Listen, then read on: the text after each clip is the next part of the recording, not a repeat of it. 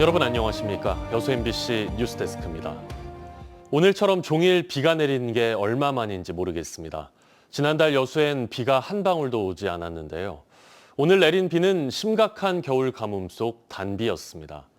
겨울 가뭄이 이렇게 심했던 이유는 무엇인지, 또 앞으로 비나 눈 소식은 있는지 김단비 기자가 보도합니다. 메마른 대지 위로 굵은 빗줄기가 내립니다. 먼지가 날릴 것처럼 말라버렸던 흙은 오랜만에 물기를 머금었습니다. 이번 비로 힘없이 노랗게 말라가던 밭작물도 생기를 되찾기 시작했습니다.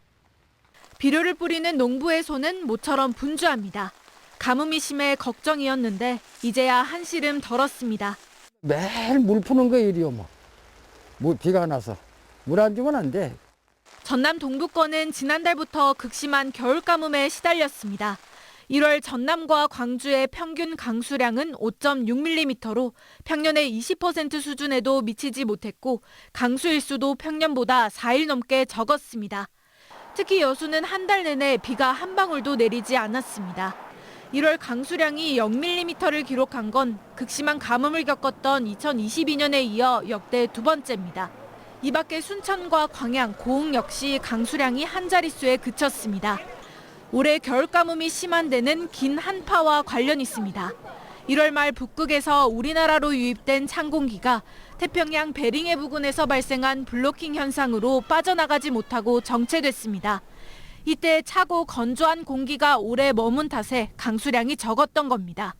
한 기압골이 우리나라 북쪽으로 자주 발달을 해서 차고 건조한 북서풍이 주로 불면서 전남의 강수량이 평년보다 적었습니다.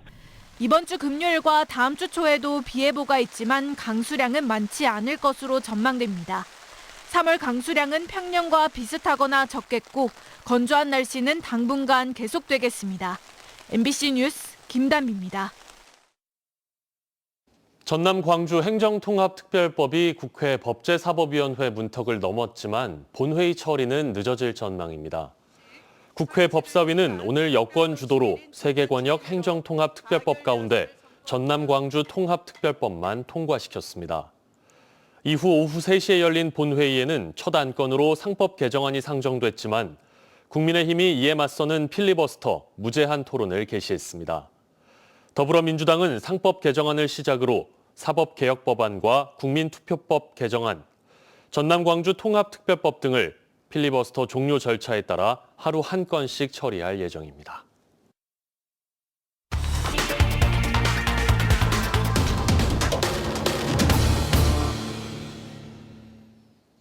각 정당이 본격적인 지방선거 준비에 들어간 가운데 지역별 선거 구도가 조금씩 윤곽을 드러내고 있습니다. 저희는 오늘부터 전남 동부 각 지역의 자치단체장 선거 판세를 짚어볼 텐데요. 10명이 출마 의사를 밝힌 여수는 이번 지방선거의 격전지로 꼽히고 있습니다. 민주당 지지세가 강한 지역이지만 조국혁신당 후보의 기세도 만만치 않아 후보는 물론 정당 간의 격돌이 예상됩니다. 문영철 기자입니다. 민주당 공천권을 두고 7명의 인사가 경쟁을 벌이고 있는 여수시장 선거. 유력 주자 가운데 한 명인 명창환 전 전라남도 행정부지사가 조국혁신당에 입당하면서 이번 여수시장 선거는 민주당 후보군의 조국혁신당 주자가 강력한 대항마로 굳어지는 분위기입니다.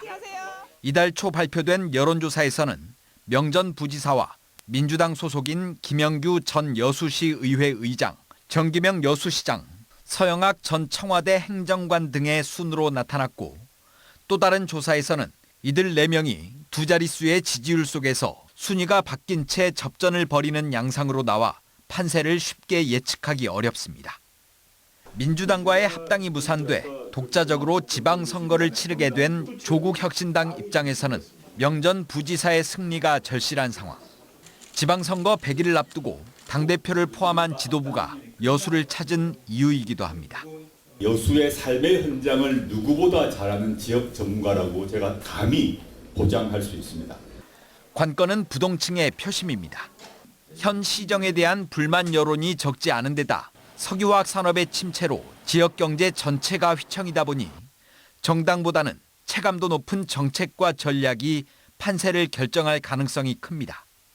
누가 심폐소생술을 잘해가지고 빠른 시간 내에 건강한 연수를 만드냐가 정말 중요한 시기이기 때문에 정책하고 비전, 인물론으로 지금까지 치러진 8번의 시장 선거에서 무소속 후보가 3차례나 당선되는 등 전략적 선택이 적지 않았던 만큼 이번에도 수성과 탈환을 위한 정치적 격돌이 예상됩니다. MBC 뉴스 문형철입니다. 민주당 중앙당 공천관리위원회가 오늘 전남지사 후보 4명에 대해 면접 심사를 진행했습니다. 김영록 지사는 정무 조직을 정비하며 본격적인 선거 채비에 나선 가운데 여수 지역의 단체장 출마 선언은 오늘도 이어졌습니다. 지방선거 관련 소식들을 최황지 기자가 종합했습니다. 민주당 중앙당 공천관리위원회에서 실시된 면접 심사. 김영록 전남지사와 신정훈, 주철현, 이계호 의원은 저마다 자신이 전남지사 후보 적임자라고 주장했습니다. 민주당은 면접 심사와 서류 심사, 공천 적합도 여론조사 결과 등을 합산해 전남지사 후보를 결정하게 됩니다. 다만 특별법이 통과돼 전남 광주 통합시로 전환되면 광주시장 후보들과 함께 다음 달 예비 경선을 거쳐 오는 4월 20일 이전 초대 민주당 전남 광주 통합시장 최종 후보가 확정될 예정입니다. 지방선거를 앞두고 김영록 전남지사를 보좌했던 정무직들이 일괄 사퇴했습니다.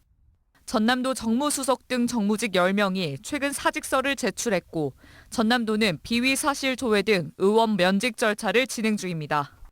정무라인이 대거 사퇴하면서 김영록 지사의 선거 준비가 본격화하고 있다는 해석이 나오는 가운데 김 지사는 늦어도 3월 중순엔 예비후보 등록을 할 것으로 보입니다. 주종섭 전남도의원이 오는 6.3 지방선거에 여수시장 출마를 선언했습니다. 주 의원은 시청 브리핑룸에서 기자회견을 열고 여수 경제를 살리는 것을 최우선 해결 과제로 삼겠다고 강조했습니다. 또 여수 미래 비전을 위해 시민 주권 시대를 열고 지속 가능한 첨단 산업 생태계 조성에 앞장설 것을 강조했습니다. 주 의원은 출마 주요 공약으로 여수형 뉴딜 일자리 10,000개 창출과 미래형 스마트 도시 구현 등을 제시했습니다. MBC 뉴스 최양지입니다. 지방선거 출마 예정자들의 보다 자세한 발언 내용과 인터뷰 그리고 기획 보도들은 유튜브 여수 MBC 뉴스 채널 6.3 지방선거 코너에서 보실 수 있습니다. 여러분의 많은 관심 바랍니다. 그동안 지지부진했던 여수 지역의 석유화학산업단지 구조 조정이 겨우 윤곽을 잡아가고 있습니다. 정부가 추가 감축을 압박하고 있는 가운데 걸림돌이었던 기업 간 이해관계 조율을 통해 다음 달쯤 최종 감축안이 나올 것으로 보입니다. 김종태 기자입니다. 정부가 글로벌 공급 과잉으로 위기에 처한 석유화학 산업에 대해 대대적 재편을 주문한 것은 지난해 8월. 전국의 주요 10개 석유화학 기업의 전체 생산 설비 가운데 25%를 감축하라고 주문했습니다. 연간 에틸렌 생산량으로 따지면 최대 370만 톤을 줄이라는 겁니다. 기업과 대주주가 뼈를 깎는 자구 노력을 토대로 구속력 있는 사업 재편 및 경쟁력 강화 계획을 빠르게 제시해야 합니다.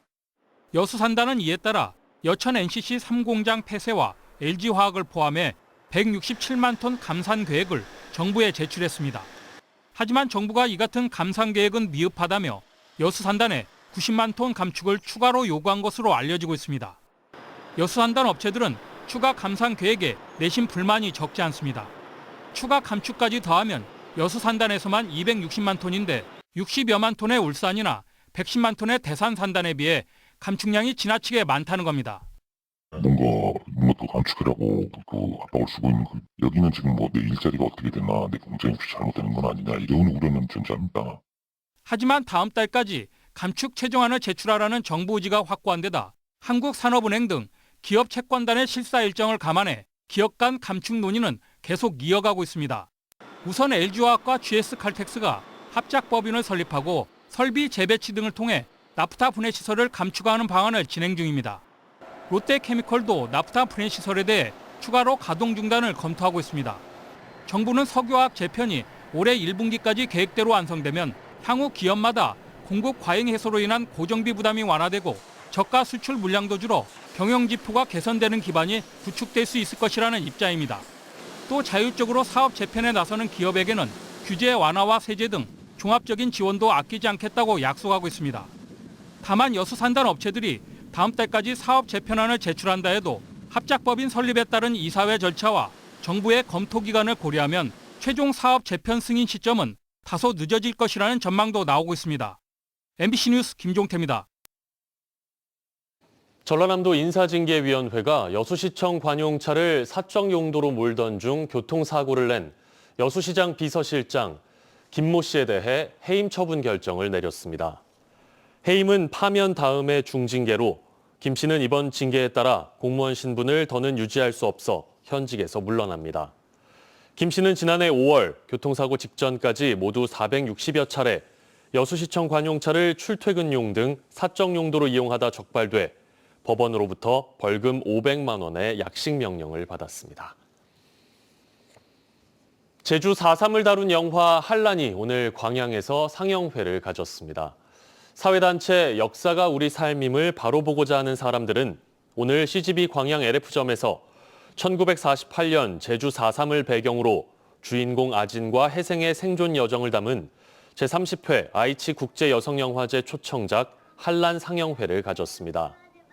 하영미 감독은 이번 영화 한란이 제주 4.3을 배경으로 하고 있지만 여순 사건의 비극과 크게 다르지 않아 여순 사건을 이해하고 국가 권력이 계엄령 아래 어떻게 평화를 깨뜨릴 수 있는지 여실히 느낄 수 있는 작품이라고 설명했습니다. 5.18 민주화운동 최후 항쟁지 옛 전남도청이 1980년 5월 당시의 모습으로 복원됐습니다. 최후 항쟁지라는 상징적 의미를 넘어 5.18 정신을 계승하는 역사 교육의 공간으로 자리매김할 수 있을지 관심이 쏠립니다. 박승환 기자가 취재했습니다. 건물 곳곳에 남은 탄흔과 탄두가 당시의 긴박했던 상황을 보여줍니다. 정밀 조사를 통해 발견된 35개의 탄흔과 탄두는 항쟁 마지막 날인 5월 27일 계엄군의 무차별 사격이 있었음을 증언합니다. 탄두가 나옴으로 해서 계엄군의 실질적인 사격이 있었다라는 확실한 증거가 존재한다. 이게 옛 전남도청 본관이 가지는 가장 큰 의미라고 볼 수 있겠습니다. 탄흔과 탄두뿐만이 아닙니다. 도청 본관부터 상무관까지 1980년 5월 당시의 모습으로 복원된 6개 건물에서 항쟁의 흔적을 직접 확인할 수 있습니다. 시민들에게 시민군 참여와 헌혈을 호소했던 방송실이 재현됐고 기동타격대가 사용했던 방석모와 카빈총, 시민군 지프차도 전시됐습니다. 희생자 시신이 임시로 안치됐던 상무관은 슬픔과 분노, 비장함이 여전히 남아 있습니다. 사망자가 발견된 곳에는 별도로 안내판이 설치되기도 했습니다. 5.18 항쟁 마지막 날 옛 전남도청에서는 14명의 시민군이 숨졌습니다. 희생자들이 발견된 자리에는 이렇게 이름과 나이, 사망 경위가 표시되어 있습니다. 하지만 모든 공간이 당시 모습 그대로 복원된 것은 아닙니다. 광주 전남 언론인회를 비롯해 지역사회에서 원형 복원을 요구했던 보도검열관실은 끝내 복원되지 않았습니다. 옛 전남도청 복원추진단은 오는 28일부터 4월 5일까지 복원된 옛 전남도청에 대한 시범 운영을 거친 뒤 5월 정식 개관할 계획입니다. 오는 5월 정식 개관할 때는 더욱 완성도 높고 안전한 모습으로 시민 여러분을 맞이할 수 있도록 마지막까지 최선을 다하겠습니다. 1980년 5월의 흔적을 되살린 5.18 최후항쟁지 옛 전남도청. 이 공간이 단순한 장소적 의미의 랜드마크를 넘어 5.18 정신을 계승하는 살아있는 기억의 장소로 자리매김할 수 있을지 기대를 모으고 있습니다. MBC 뉴스 박승환입니다. 어제 순천에서 발생한 산불 2건은 영농 부산물과 쓰레기를 태우는 과정에서 난 것으로 파악됐습니다. 어제 오후 4시 5분 순천시 상사면 쌍지리 산불로 산림 2.7헥타르가 탔고 오후 8시 55분 서면 앞곡리 산불은 산림 0.2헥타르, 비닐하우스 2동을 태우고 꺼졌습니다.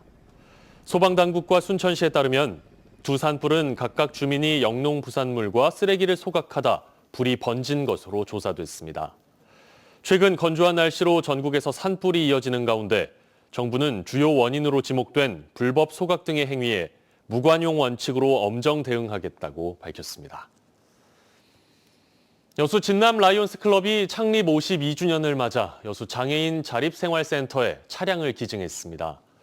여수 진남 라이온스 클럽은 오늘 오후 5시 여수시청 본관에서 차량 기증식을 열고 여수 장애인 자립생활센터에 차량을 전달했습니다.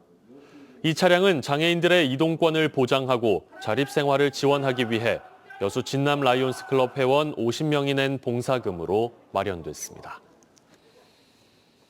오늘 아침부터 내린 비는 밤중에 그치겠고 내일 낮부터는 기온이 크게 올라 포근하겠습니다. 전남 동부권의 내일 아침 최저 기온은 영하 1도에서 5도, 한낮 최고 기온은 13도에서 15도로 낮과 밤의 기온차가 10도 이상으로 크게 벌어지겠습니다. 바다의 물결은 남해서부 앞바다에서 1에서 2.5m, 먼 바다에서 최고 3.5m까지 높게 일겠습니다. 기상청은 오늘 밤부터 내일 오전 사이 전남 내륙을 중심으로 짙은 안개가 끼는 곳이 있겠다며 교통안전에 각별히 유의할 것을 당부했습니다. 전라남도가 신규 사업 153건, 5,500억 원 규모의 내년 국고 확보에 나섭니다. 신규 사업에는 호남 고속 경전선 연결선과 여수 순천 고속도로, AI 기반 화학산업 안전관리 기술 개발 등이 포함됐고 여자만 국가해양생태공원과 전라선 고속철도 등은 예비 타당성 조사가 진행 중입니다. 전남도는 AI 반도체 및 분산에너지 특화 지역을 비롯한 국가 공모사업 선정에도 나설 예정으로 오는 5월까지 중앙부처 건의를 마치는 등 단계별 전략으로 국비 반영률을 높일 계획입니다. 광주와 전남 지역의 소비자 심리지수가 전달보다 소폭 상승했습니다. 한국은행 광주 전남 본부가 발표한 이번 달 소비자 동향 조사에 따르면 광주와 전남 지역의 소비자 심리지수는 115.7로 전달보다 3.7포인트 올랐습니다. 또 향후 경기 전망지수와 취업기회 전망지수도 각각 기준치 100을 웃돌아 이번 달 들어 경제 상황에 대한 인식이 전반적으로 개선된 것으로 나타났습니다. 더불어민주당 권향엽 국회의원이 새마을부녀회 명칭 변경 법안을 대표 발의했습니다. 더불어민주당 권향엽 의원은 오늘 새마을운동조직 육성법에 명시돼 있는 새마을부녀회 중앙연합회의 명칭을 새마을여성회 중앙연합회로 변경하는 내용의 명칭 변경 법안을 대표 발의했습니다. 권 의원은 부녀라는 용어 자체가 결혼한 여성, 가정을 돌보는 여성의 이미지가 강해 성역할 고정관념이 여성의 사회활동 범위를 제약할 우려가 있어 법안을 발의하게 됐다고 취지를 설명했습니다. 여수 MBC 뉴스데스크 마칩니다. 여러분 고맙습니다.